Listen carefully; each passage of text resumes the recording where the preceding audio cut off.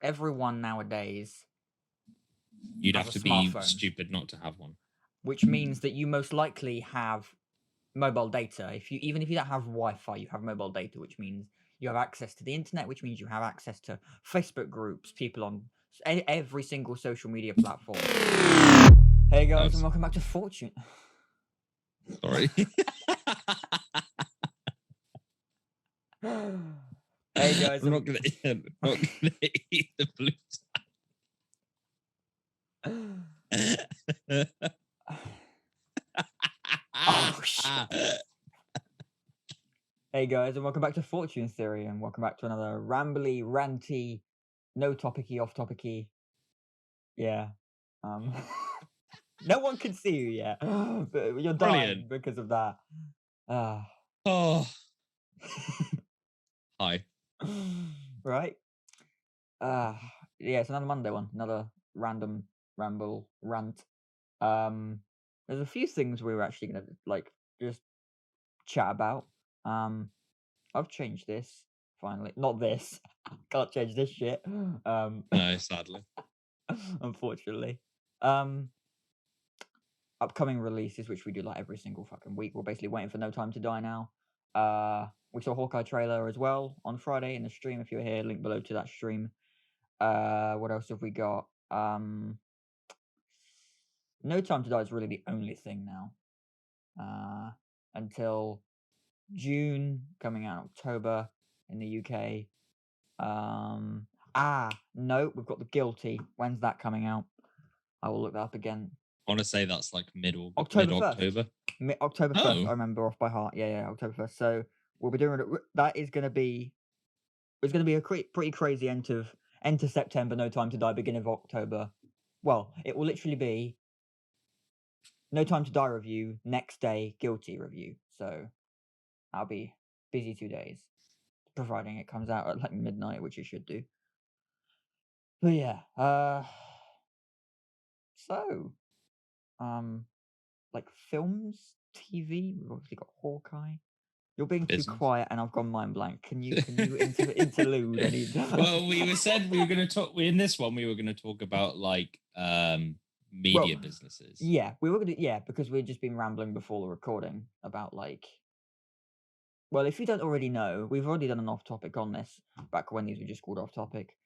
Before we wanted to get copyright from Achievement Hunter. Anyway, the like original, like if you don't already know, we work on films. Obviously, Ollie's more so acting and like producing, and then I do that a little bit, but then it's just more so like directing, and I'm like the cinematography side of it. We do each other's roles as like side hobbies, almost. Basically, yeah. Yeah. Carl's been on the on podcast before. We often do films with him and like the group as well.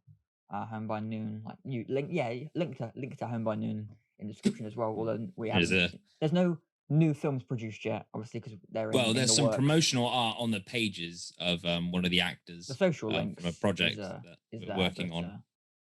Yeah. Basically, it's all about like we were rambling about sort of the business of filmmaking, basically, which to a lot of filmmakers, myself included, this is my personal opinion, is that it's just it's just business and filmmaking. Unfortunately, there's just certain types of franchises and certain films that this is my personal opinion, is that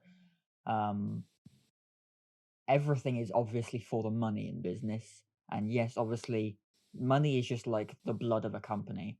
But at the end of the day, there's a lot of things, in my opinion, with the film industry, mainly films, TV a little bit as well, that it's not necessarily the content that is given much effort.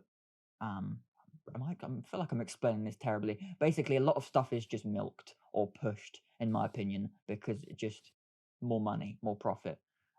Which sure, and from a business, like from a standpoint of return on investment, if you're going to put 300 million towards a feature film and you're going to get 1.5 billion, like for instance, Avengers Infinity War and Avengers Endgame, they're both like $250, $300 million budgets, and they like both gross like I think they're both $1 billion like at least multi-billion-dollar between them.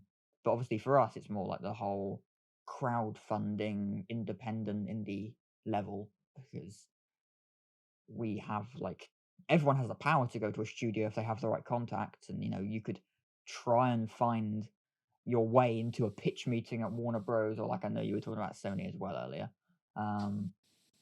Try and get your way into one and get your film done that way, but it's obviously like the hardest thing for independent filmmakers to do, and that's why like Kickstarter and Indiegogo are like the biggest like crowdfunding places for basically independent filmmakers to go. And like I mean our tutor, for instance, like is now working on a second feature, and he's like got Blue. the funding for both of those. Yeah, Blue every time. But that looks really good as well. Yeah, link to that in the description as well. Link to Blue feature film on Kickstarter. Yeah, I think it's they like to do films with the letter B at the beginning that are 4 letters. They're in Blue. They're on their second streak now, Blue. Just done Bear. Now they're doing Blue. Yeah, we were just sort of rambling as it was like sort of what route do you go basically when it comes to film, like independent, because I know if ever you sort of search on YouTube or the internet like indie film, indie filmmaking, independent filmmaking, there's sort of multiple levels to it, because the industry considers like, well, I think anyway, considers independent films to be like anything less than like 10 million. And I mean, really, in my opinion, independent is when you have like just, I don't know, no more than like a few 100,000.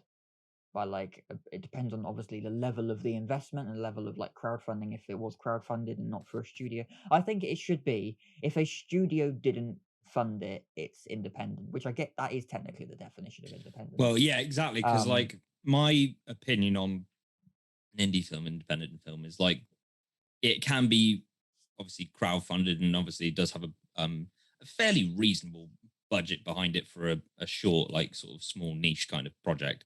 Yeah. But like it's also it could be one that doesn't even have any funding to it at all, like something like a college or university project. Well, yeah, exactly. Yeah. Like level someone who would have studied like the creative industry in their academia years. I love that term. I don't know why. I got yelled at once for using it, and I was like, "What's wrong with it? It's the right term." Kind of. It's fine then. Academic years through higher education, through like either secondary school or if you're America, high school, or just higher education further, so college, university, apprenticeships. Like it's just, or just as a personal hobby, like you're making films, like short films, or big, like maybe over an hour long films, and they don't really have much money behind them. Like, yeah, I suppose you consider a budget sheet, but this is like for things such as food, or location hiring, or travel. And a lot of the time they're hypothetical as well. Yeah, because it's just like, oh, we would spend 200 on this, and it's just you're going to spend £8, but it's just like it's one of those dealios where, like, because I remember we've made like a lot of those kind of like style films over the years, so like we've had to do one not only for like say coursework purposes, but also just and to add the realism to it because we want to, but also just in favor of each other's benefits. So for instance, like I've had to pay you, because I can't drive, I've had to pay you like about 10 or 20 pounds for petrol to go out your way to pick me up so we can work on the project, despite me needing to be there anyway. But like out of fairness, and because I can't drive, like, yeah, I'll pay you the petrol money that you're owed for the trip. And like same with like, you paying me food money or whatever, or just whatever we all owe each other for what we've done to bring our contributions to the group to make the project we're working on. It's just, yeah. So all that's kind of come in there, but it's not anything more than an independent movie or film or what. Yeah. Certainly, or just project doesn't necessarily have to be a film. Could be any like independent project, indie projects. Yeah. Like could stem from not just necessarily films, but short mini series that you find, like, because there's a lot of you'd be surprised. There's a lot of like indie films and indie TV show limited series that are on like Prime and Netflix. Um, I suppose in a way, because some of the projects, especially Netflix ones, they have their own TV shows, don't they? They have their own like, Originals, yeah. Netflix originals. Are they counted for as indie projects? Well, again, Because I they're think if only a Netflix studio they're only funded it, exclusive to that platform. I guess it's in the yeah, a lot of streaming series will be independent actually because it's only the studio that buys it afterwards.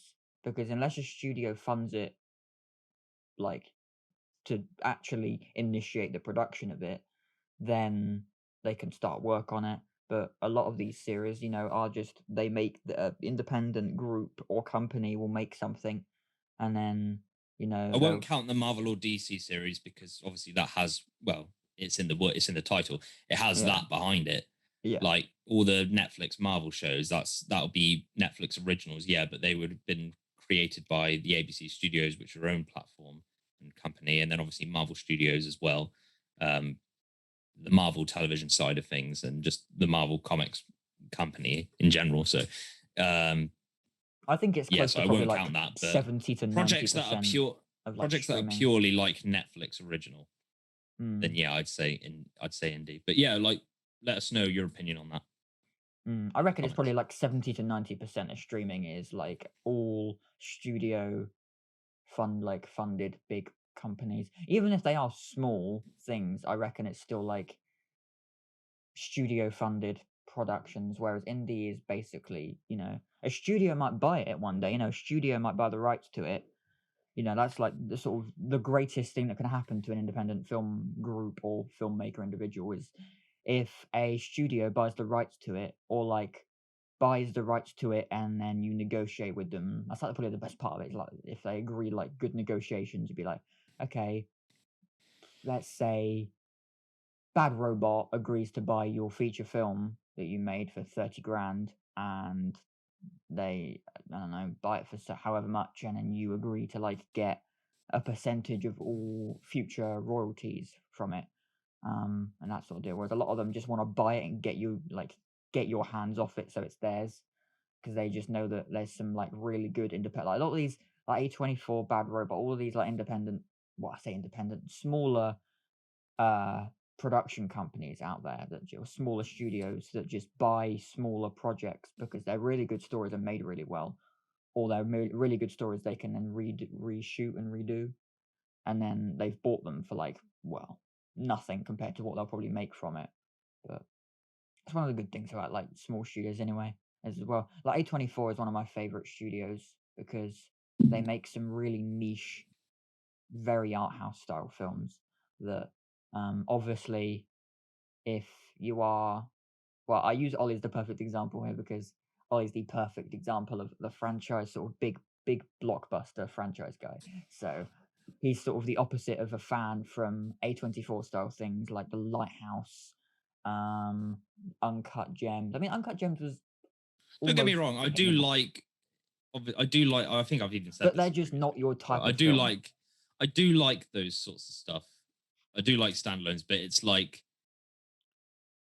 I like it, and weirdly, I get like such a true loving feeling to it. Mm. But it's not. It's a real love. It's not an obsessive addiction. But Yeah. it's like going on a roller coaster ride and then being like, "Oh, I love that experience. I'd do that again." But like, you're not. You've only got time to do that one ride, and then you go away, and then like maybe a couple of years later, you come back, and it's like, now I'm Mm. enjoying this experience again. Mm. Like, and you really love it, you really enjoy it. But like, my addiction ends up coming onto franchises just because naturally that's like my go-to. Well, you like the Doesn't idea of necessarily what's mean, next. but thinking about it doesn't necessarily mean I actually love it. That's quite Yeah. scary, actually. But yeah, that's a topic for another day. But Oh, yeah, Ollie's I becoming the think standalone guy now. We've I'm kind of having a bit of an epiphany. I don't know. It's probably just because I'm tired.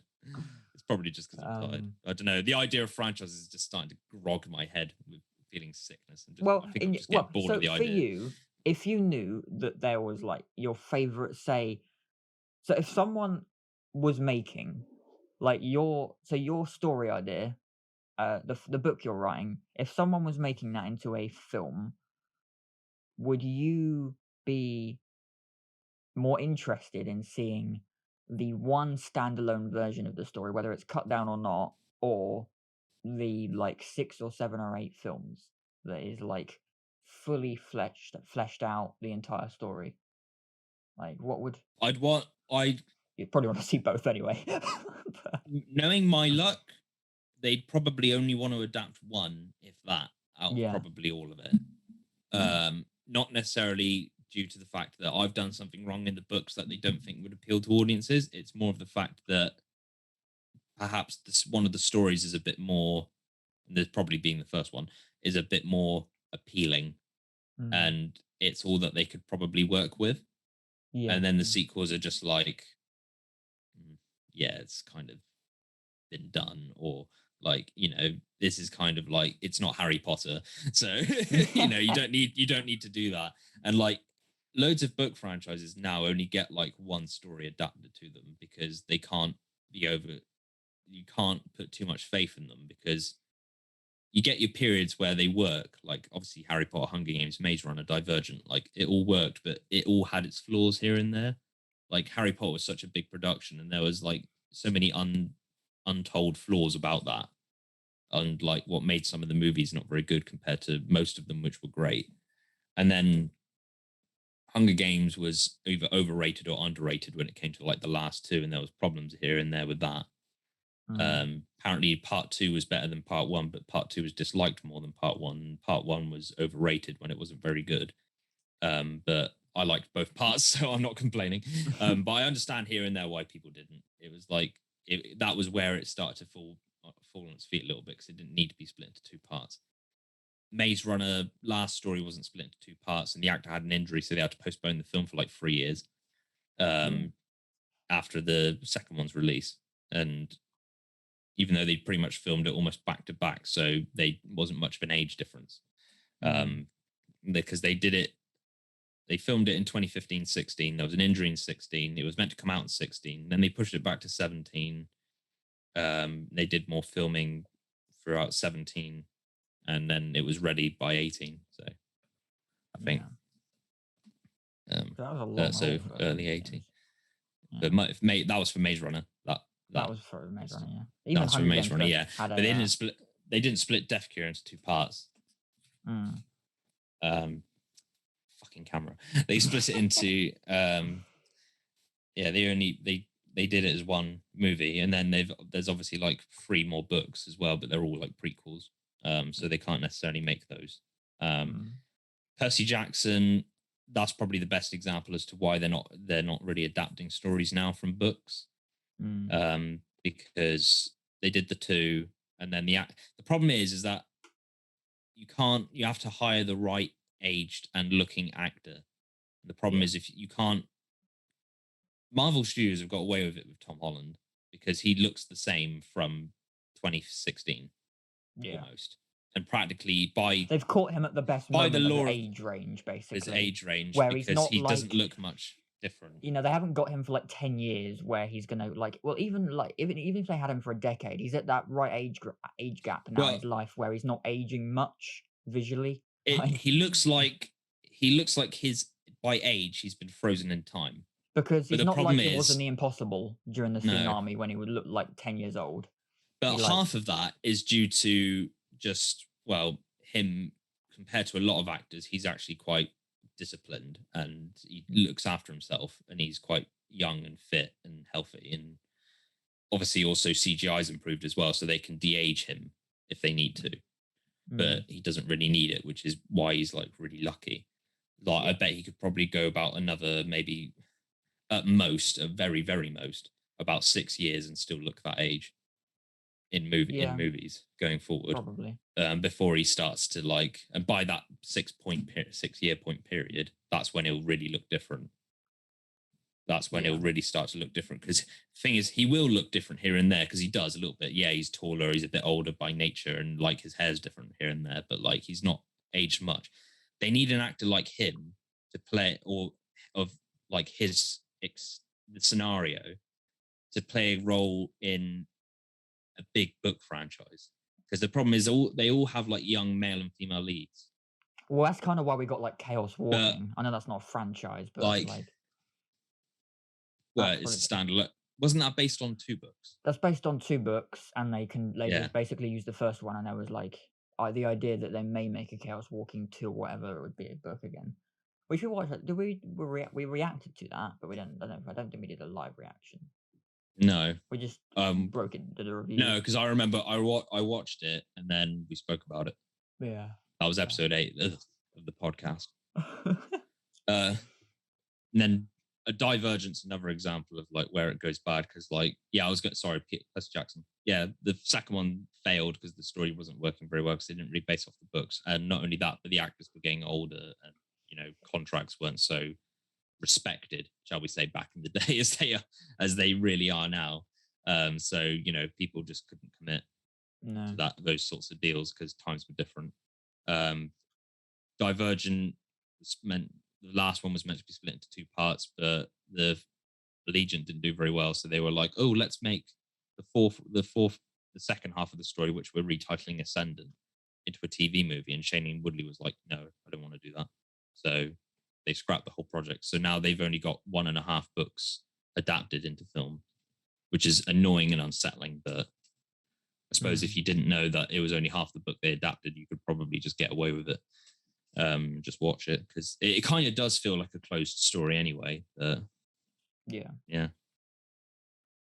But yeah, if you want us to talk about any of those more efficiently, then yeah, let us know. But yeah, like on them. The point being is just like, you can't go, and I always mess up Twilight as well, but yeah, I'm not going to talk about that because I'm not really a fan of Twilight. Yes, I know, fucking ridicule me. You can't always just adapt. You can't adapt every single like fictional book into like another medium. It's not, because it doesn't always work, because some things were just written to be books. Obviously, my dream is to write them as books because it's an easier writing format for me. Then they get adapted into movies. And that's why I don't want to overdo it. Like, I want to write, I want to write about the maximum amount. I moved my camera. I want to write if you just wondered why I just randomly said, oh shit. I want to write the maximum amount. That's why I've got 4 stories in mind. I'm doing an autobiography series. That's about 4 books so far, and content. And I'm doing the fictional aspect of that, which is again another 4 books, completely separate. Timeline's different. So technically 8 books, but what I love is how you actually like your skin curl. You go, oh, it's like someone stepped on your grave already. It's like, oh, before you even said it, I could tell you thought of it and then went, oh. So yes, you might have I got a problem, guys. 9 Help me. books. Yeah, that's better. And, well, no, it's not, because it still means the same thing, but it's a better way of saying 1 it. more than 7 and 1 less than 9 books, and you'll be getting that. You'll be writing those out. But yeah, I'm in the middle of writing the first one, not the autobiography, the fictional one. Even though the autobiography one's technically easier to write, but yeah, like, I don't care if the autos aren't adapted, because they're autobiographies. They're stories, but they're real stories, and like, those could be made documentaries if they really wanted to do it in any other medium, or just audio series, or audio books. Like, so I'm not going to lie, I've had a bit of a wild ride. So like, a lot of the shit you'll be reading, you'll be like, what the fuck is this? Like, I'm clipping that for a trailer. It's a bit of a wild ride. A bit of a wild ride. Because it will cut to you at the moment. A bit of a wild ride. Wild ride. Yeah, so the events of my life at the moment would be what I'd put in the 4th book of that, which might be my last. I'm not saying I'm going to die at the end of this book, but I don't know. I don't want to milk an autobiography. And some people might be like, why didn't you just write it as one story? And I was like, well, because I've had multiple stories. Like, it wouldn't make sense to just write it all as one story. It's my autobiography. Like, oh, you know, I'm not like, tell it how you want. If I want to tell it how I want, and also it simplifies things for people as well, like including myself. So when I go back and read it, I'm like, okay, this makes sense. It's breaks it down as well. But yeah, I'm choosing on purpose to scramble the timeline of my own autobiography, just because certain things make sense to be told or found out in certain places, like a story, but it's a real story. It's amazing. It's amazing how I'm going about doing it.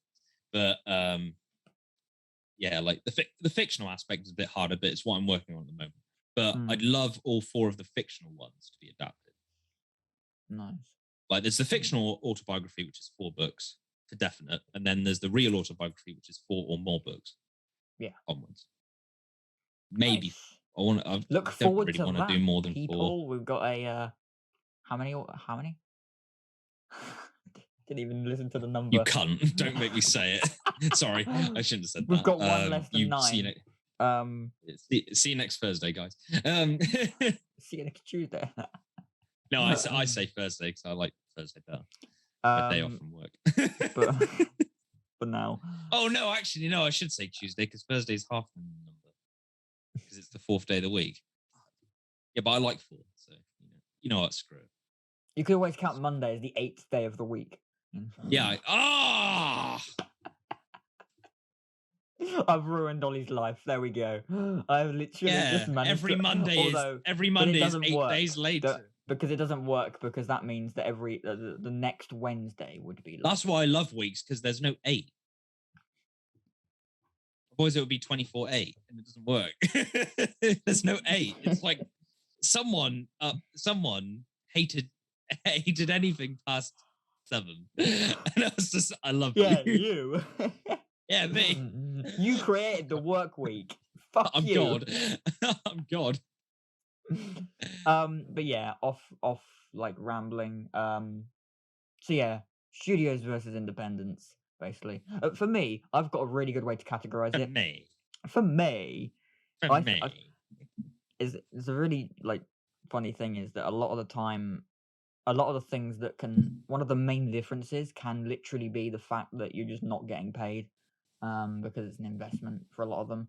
I mean, for any big budget thing, it's going to be an investment, but a lot of them are more like risk than reward, like the risk reward factors higher. Like Avengers, it's like the risk is high, like risk is this, it's just, no, it's like sort of, it's a win-win kind of thing for them because they know it's going to really at least make, at least break even and make you a few $100 million back, but it's multi-billion dollars. It's basically over $1 billion per film. Whereas other films are obviously more risk. If they're going to have like an 80 million budget or whatever, they want to make it maybe at least like 200 million. But yeah, one of the main differences I think is genuinely just pay. People actually getting paid, because a lot of the time the budget goes towards everything except for people's actual, like the crew members' pay. It's normally like, we're working on this, voluntary positions. Yes, you've got lunch and expenses, and we're like hiring staff, location permissions, everything's closing roads or whatever we need to do to make it, editing, all the production costs except for crew pay, cast and crew pay. But don't worry, you'll make your money if it does well. I think that's like and that's for independent things. And I think that's like one of the main differences is like we're putting all of the money towards the most important things, although that arguably you kind of need your cast and crew. But then again, they can be the most expensive thing, because if you've got like 5 cast and 5 crew and it's £100, it really adds up if you're doing more. Like, what are you? Okay, you were aggressively. I was doing this. It's not. It's fine to just, you were so aggressive. Yeah, because I realized it looked horrible. I turned to my preview of what we're seeing in Zoom, and I just see like. It's just like, yeah, and that was my chair as well. Like, it was so aggressive. But yeah, I hate my beard. I need to shave this. Trim. Yeah. But yeah, what do you think? Do you well, it's not even what do you think, because it's sort of like independents are what they are, and studio funded projects. Are you talking to me or are you talking to them? Everyone. The nice people. The nice people that watch and follow us.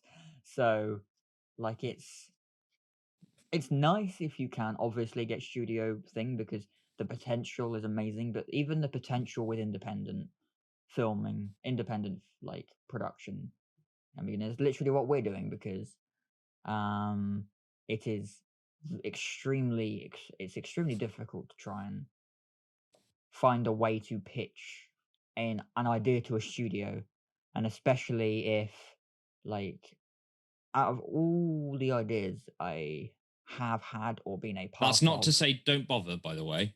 Well, Uh, no, just like, before you get into it, it's keep difficult for a trying to get reason. into. Like, Well, yeah, it's the obviously it's hardest difficult because things have the best outcome. yeah, Like, the things exactly. that are the Like most difficult usually have the best reward. So, if you if got like you a really have the difficult right contact, concept, yeah.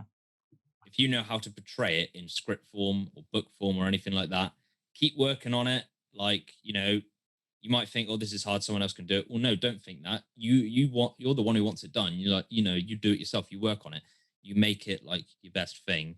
You send it off to you pitch it to a film company or you write it as a book and get it published.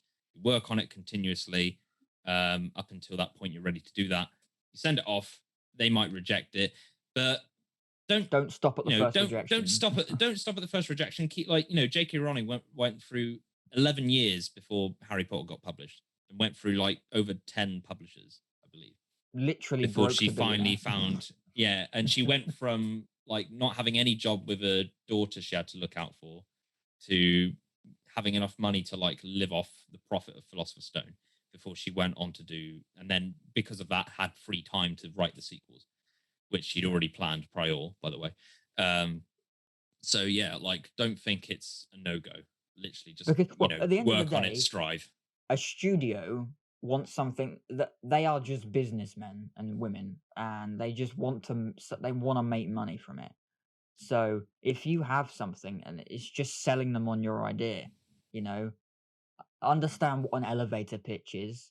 Write your come up with your story, write your screenplay, create oh my god, I've forgotten the word for it. What's the shortened screenplay that's like 10% of the thing? Oh my god, I've actually forgotten the name of it. Hey? What's the name of the thing? It's a treatment. Yeah. So you. Wow. Wow. I know. Terrible. Write your screenplay, create a treatment, which is just What an helps is that you did extremely. not know how to describe it, I which is know. worse. Yeah, you have a It's screenplay. the That's the easiest main. thing to describe. The treatment is Have a what you're like, is what the studio, what the producers will want to read. That is the thing that's like an extremely, it's like 10% size of the script, and it's a summarized version of each scene, each act. So if you've got a 75-page feature film, write like a 5 to 10 page treatment, which is just an extremely summarized version of the film with like a couple of character bios. That's it. And then learn to sell your film to the studio, and then don't stop at one producer. Go to like every single production company you can, and it's mainly just networking at that point. It's just literally, I mean, that's why someone like any sort of film director, Scorsese, Nolan, Tarantino, like Villeneuve, Wes Anderson. Yeah, I'm trying to think of other directors right now. My mind's blank. They start out just having their group and friends. They're like friends and community and like people, like their network of people they like work on stuff with. And then typically they've just by making things and ended up getting accepted at different film festivals and things, they end up over the years and over the decades literally becoming like friends with Sorry. Right, understand your volume down. Mine's on fucking silent, you idiot. I didn't hear any of it anyway, it's just noise. But you retard. Yes. So all these directors have typically like started out just having I some was just friends. checking something. I'm Like sorry. I'm just trying to quickly explain this, but yeah, literally all these directors, like look at Nolan, Scorsese, Tarantino, they're friends with like producers. They're friends with the biggest producers in the world, and now they just go to a studio, barely have to sell their film at all because they are who they are, and then they can make like $100 million film. And it just requires you trying to sell your first film, to sell your idea, not necessarily giving the rights away and the creative decisions, but it's just if you want to and like just try and get your film in front of a studio, get it in front of a producer, just sell them the idea, and if you're passionate enough about it, just you'll do it. You'll be able to crack it and hopefully get them to accept your pitch, and then the studio will be your oyster. Just don't allow for create like the biggest thing as well is Don't depend on it for success. Literally, like if it's not working, understandably, that you probably think this is a waste of time. Don't fall into the trap of having that mindset. Keep trying to get your stuff out there, but also try multiple different angles. yeah. Like Well, there's produce, so like many ways if now there's as well. ways. Like it's not the 60s, 70s, 80s. It's not like we are in the if you can't do, now is the best time with the internet and with just social media and technology the way it is now. There's so many ways. There's not a single way you can't do it now. If you have Like a film or have a story, you have social media, you have YouTube, you've got the ability to well, until recently put it on Prime Video, but it's still yeah, streaming is as companies, easy. big like conglomerate companies, film companies love uniqueness when it comes to like pitching their ideas. So like one, and here's a few options. This is like stuff you can do. Like rather than just pitch them the script by sending them a treatment, like send them a DVD or a disc with actually like what it could look like from your perspective on it. Send them, like, if it's the film that you want them to actually show and have access and ownership to and like the rights to, don't even charge them for it. Just say like, right, here's like this belongs to you now, like feel free to use us in your stuff. I don't know, they might like that idea, they might not. Again, you don't know unless you try. Like That is the big. You do not know unless you try. That's the biggest thing with a lot of this. You could go about it in any way. Like you could dunk it in fucking manure and send it to them, and they might find it hilarious. Like literally, like that's the thing. Take it, smash it, send it. just don't actually physically smash it. Write your script, and then if you want to make it a film. If you want to make it a short independent film, an indie film, like don't just write the script, do all the paperwork, like the budget, your treatment, your resume, every your contributors, release forms, everything, like get it all together, portfolio it, send the film off to one of the film festivals, like see if it will get anywhere, put it on Netflix, put it on Prime Video, make it your own. Find a group of like friends or local filmmakers who are good at their stuff, good at computer editing, good at animation. It can make it look as compelling and realistic and great as possible. Like you've seen half of the YouTubers now. We've seen the technology that we're living in with 2021. You could literally make anything work. There's no excuse as to why something can't look good, because or average people be different. Like Ollie even said, look, like if you're worried about technology, and this is whenever if you want to every make single person I know will now clip Yeah. this and use it against me. So fair enough. I guess I'll fuck myself in this like instance. if you But shut up, look at the Blair if you Witch want Project. like for instance, all I can hear in my head at the moment is people screaming, but Ollie, like it's impossible to make a Scarlet Witch film because I can't make her fly. Yes, you can make her fly. Put her in wires. You idiots. Get wires. Green screen. You can buy like literally a black. You can literally buy green screens and black screens off Amazon. You can buy blue screens off Amazon. You don't even have to have a screen. Use your bloody wall in your bedroom, or go to send messages to your local colleges and educational establishments. Ask them if you can come in to work on projects with your own equipment rather than their own. Or if you were students or ex-students of a location, I'm sure the lecturers would be happy to have you back, not only in their favor to probably give a lecture to their new students, but also for you to be able to go in and produce something using their technology. Not necessarily their camera equipment, but their green screens, their laptops, maybe even some of their like lights as well, I suppose, maybe even some of their assistance and direction about utilize what you have past utilized. Make lists. Think of all your options. Look at all the options you have. Go on your notes page on your phone or laptop or docs or whatever. Just create a list of all the benefits that you have in your life right now in terms of contacts, in terms of locations, in terms of projects you've got in mind. what you can do, what you can pull off, what you can do and pull off quite quickly, quite fairly easily. Or if you want to work on it and take time, it's never too late. If you're worried something's going to take too long and your window is going to be shut, well, it's not, because these things take time agreeably. But like, don't make it worse by sitting on it now and thinking like, okay, well, it's going to take forever, so I might as well just sit on it now. No, like literally start working on it now if you haven't already. Like, write the script, write the book, produce the short niche indie film, send it to the film festival, send it to your lecturers, get work, get criticism, get feedback, go back on it, work on it again. This is all the things J.K. Rowling did when she was writing Harry Potter books. Gave it to an initial, test audience to read. They liked things, they didn't like things. They take it back. They do it with films all the time. And like, you always hear about like early reviews, test audiences who watch films.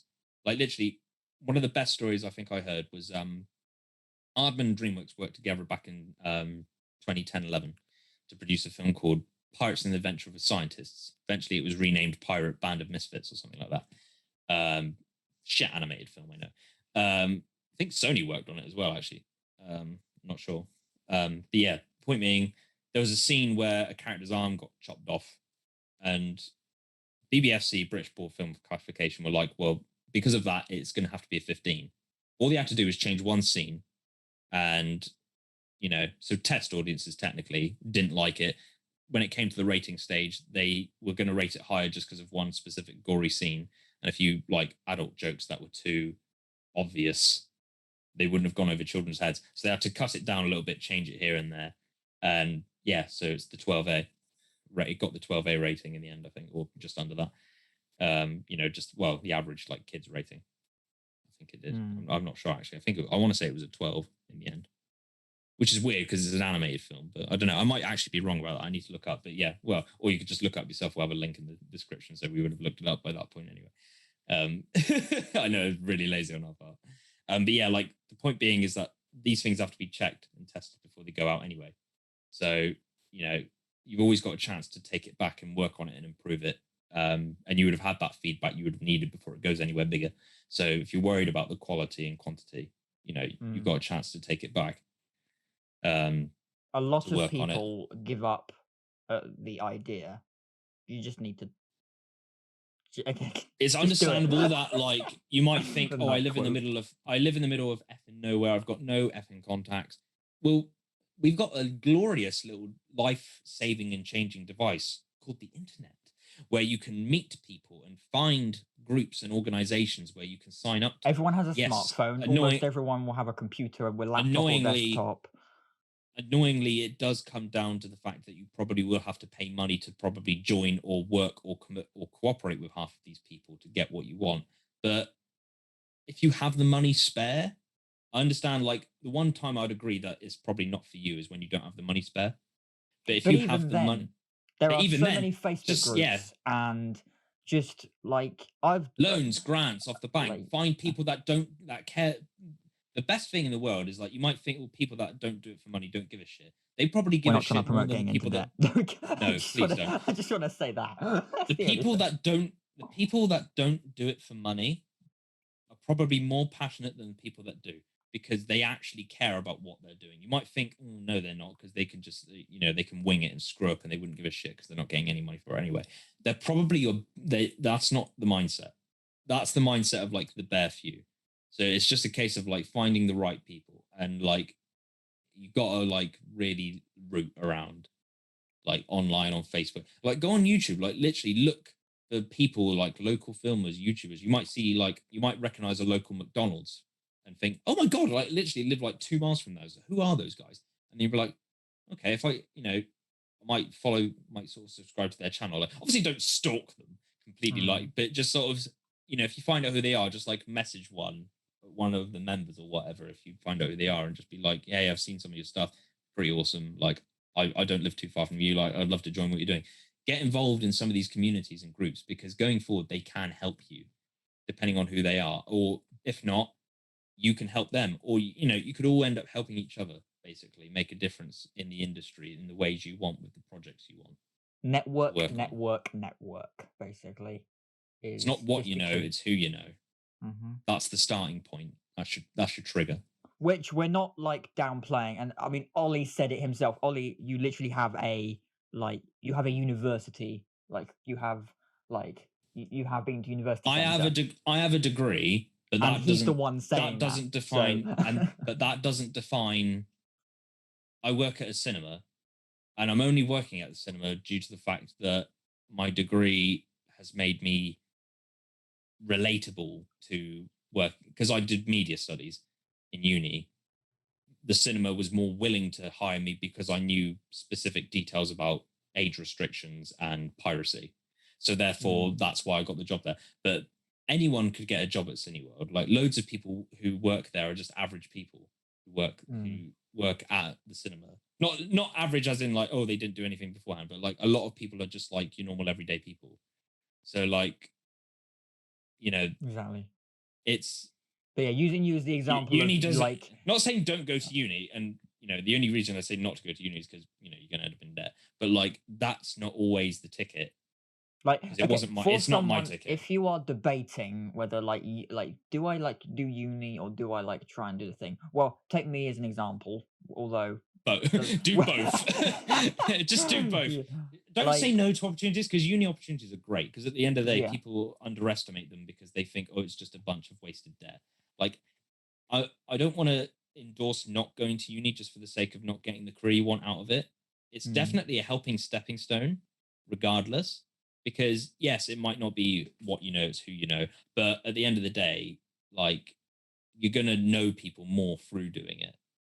So you get the experience of uni through meeting people, is what I found, because I met a lot people, of these but occasions, like for instance, the National Film and Television School in the UK, going to uni or any type of thing, a lot of the time you're the debt you're getting into is actually more you're paying to meet the people that you will like potentially like just network and become great contacts with. Like National Film Television School, I've debated it multiple times, and I still might go there one day in my life because National Film School is expensive, but it's basically your ticket to the industry because it's expensive, but you're literally making 2 films while you're there over the 2 years, and everyone you meet, like every single person, like I follow their Instagram and things, and it's like you end up seeing at least like 5 or 10 people that went to the National Film and Television School that were like nominated, like for one of the films that won or something, and they worked on those films. Like No Time to Die has had people from the National Film and Television School that are in like crew level positions and things. So a lot of the time with these sort of is you end up, yes, you get obviously a really good qualification out of it, you get a degree out of it, but I think a lot more nowadays in the past like 15, 20 years, at least in my opinion, you're actually paying to meet the people that you will like roll with and get contacts with.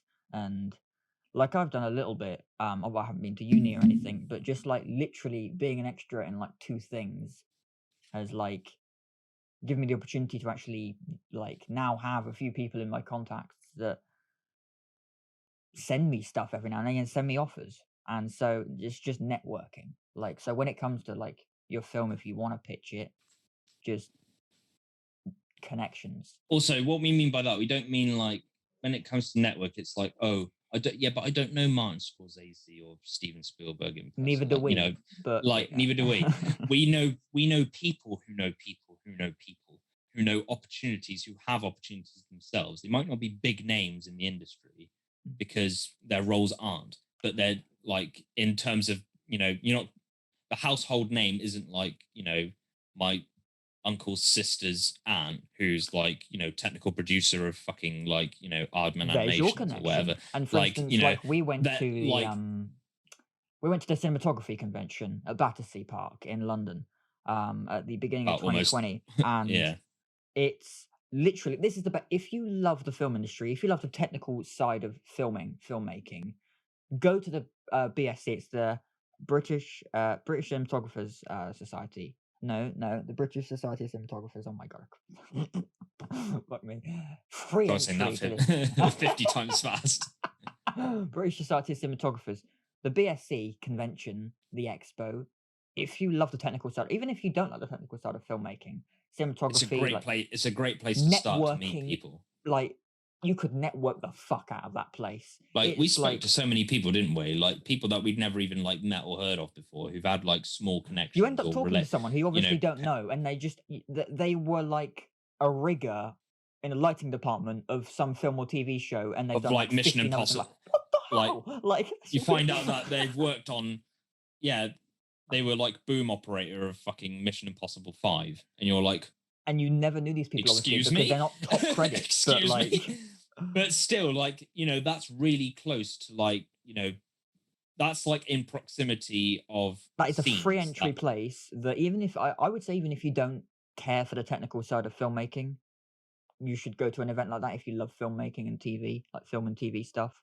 But obviously, if you love the cinematography and the like the technical aspects of filmmaking, I've said the technical aspects of filmmaking like 15 times now. I mean, like you live off that phrase, don't you? we ended up talking to this woman who was doing like the lighting, one of the many lighting like stands, and she had like some of the lights they used in the helmets of the Martian, and I think she worked on it. It's just like we don't know this person. We end up talking for like 5 minutes to her, and she's like, "Oh, I worked on the Martian." What the hell? It's like crazy. You may even find out that someone who lives near you, like in your own village, town, or city or neighborhood, most definitely in your city or town, but sometimes like you Stalk your neighborhood online, because if you look up and then look up things like celebrities or, you know, industry workers, yeah, you know, because there's bound to be information on them. Like, you know, sadly, like I've looked up in my area and a lot of people have dead. But like the fact is that you could be not you could be next. Like not dead. I was about to say, no, like you could you could be like the next one They've on died, now that you're taking list. over. Now you're taking over before you die of old age.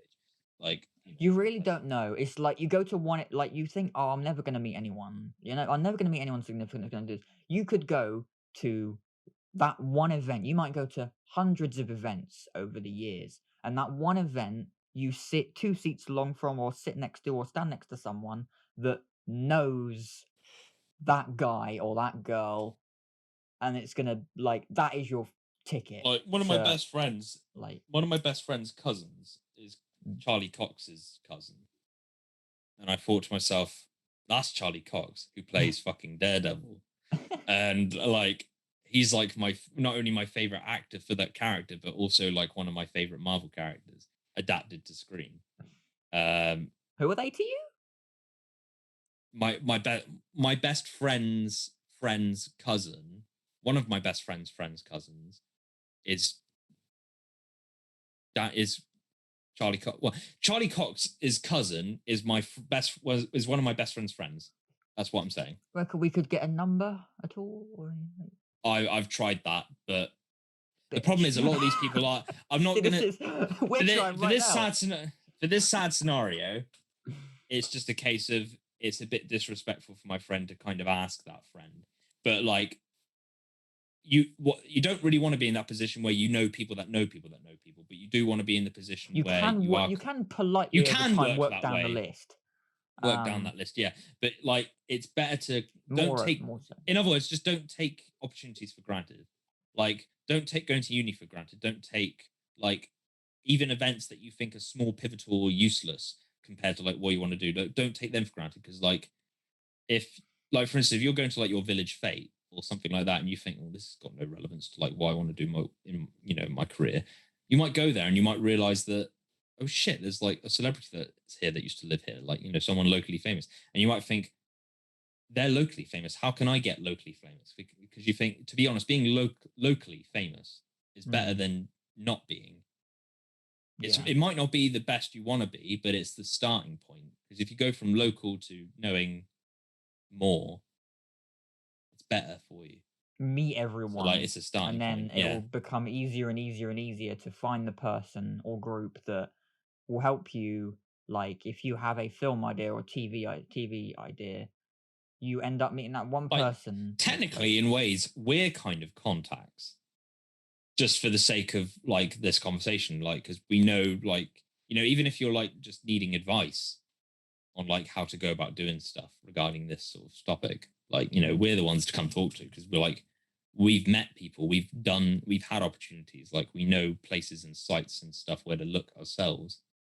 But I don't want you to just be lazy and to be dependent on other people. But like, if you are struggling and you would like some assistance getting into doing what you're doing more, because you're worried that I live in the middle of fucking nowhere and all my life dreams are all in London and I can't afford to go there.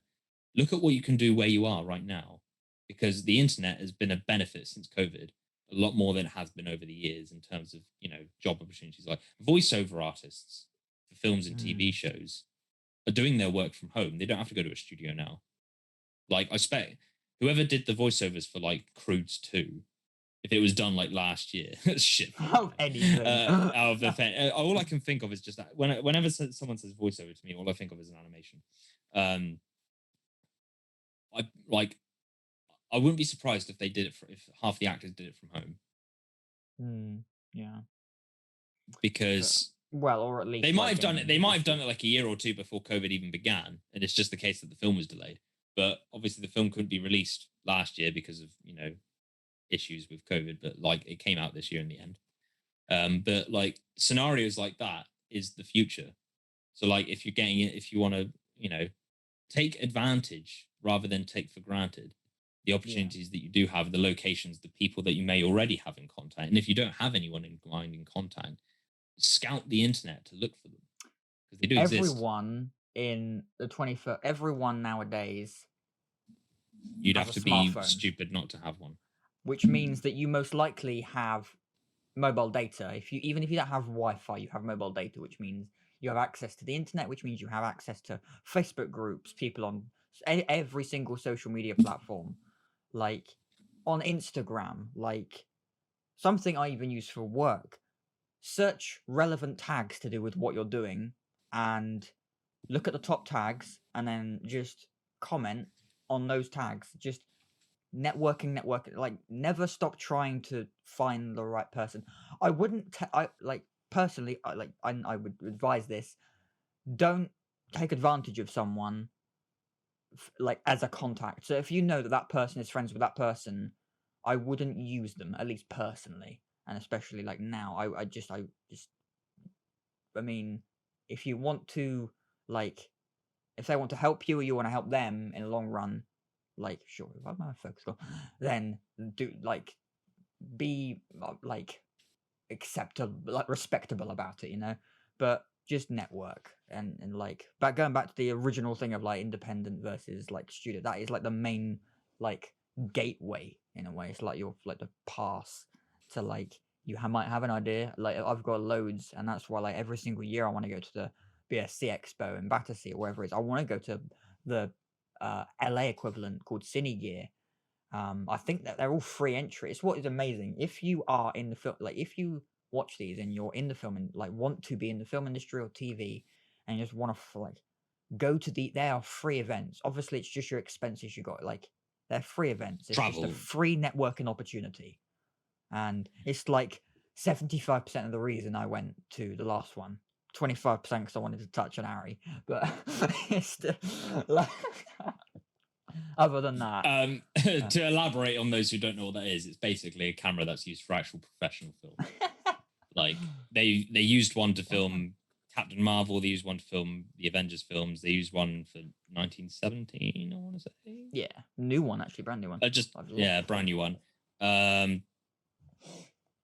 Dunkirk. Dunkirk a lot was of all just, well, not Dunkirk. Dunkirk was like IMAX, but yeah, they've got so much stuff there. Yeah, just like I remember there was so many like big films that they used that for. They use it for the James Bond films as well, don't they? I think. It was for Skyfall. Well, they shot on IMAX as well for one of them. Yeah. A lot of them are just like 35mm film, but yeah, I mean, if you're a geek like me when it comes to film, like Hollywood film equipment, you just it goes. I just went nuts, didn't I? It's like seeing just like a little bit. Yeah, I did as well. Yeah. That's it until next week's lecture class. See you later. We haven't been doing this in 3, 2, 1, and well, it's been an hour-long recording. We haven't been going that long, but yeah. To like end this with on a positive, just not be too like just being realistic. If you have an idea for something, you want to try pick like you might not want to go down the studio route. Fair enough. There are so many opportunities for like producing your short or feature length film or episodic series or like mini series, whatever it is. There are multiple ways. YouTube is a free platform. You can use Vimeo. It doesn't cost that much. And there's free like, access to certain limits for it. And then if you are going like crowdfunding, there are so many opportunities to get your idea out there, get your story like written, produced, direct, like shoot it. Do what we do. We literally go out and shoot films ourselves. Like we're doing it ourselves with our own money, and with the idea of basically going, this is what we can do. We're still doing it this way, and what do you think, basically, to the world? But if you want to go the studio route, IMDb Pro is a great way as well. Very low cost monthly thing of like $15 a month, I think. And you literally have access to the like company info pages, and my camera's about to die in a minute. Anyway. Company info pages of things and like producers' names and contact info and the agent's contact info. So it's amazing. But yeah, my camera's gonna die in a minute. So so we'll wrap that one up for now. We'll see you guys on Wednesday for episode 7 of What If. There we go. And we'll see you on Friday as well for whatever that's going to be. Bye bye. I won't be around that day for that, but we'll record the episode on Wednesday or Thursday. More likely Wednesday because I'm leaving on Thursday. Yeah. Okay, so we'll see you guys. Cheerio. Bye bye. Oh fuck! What recorded? Keep that in.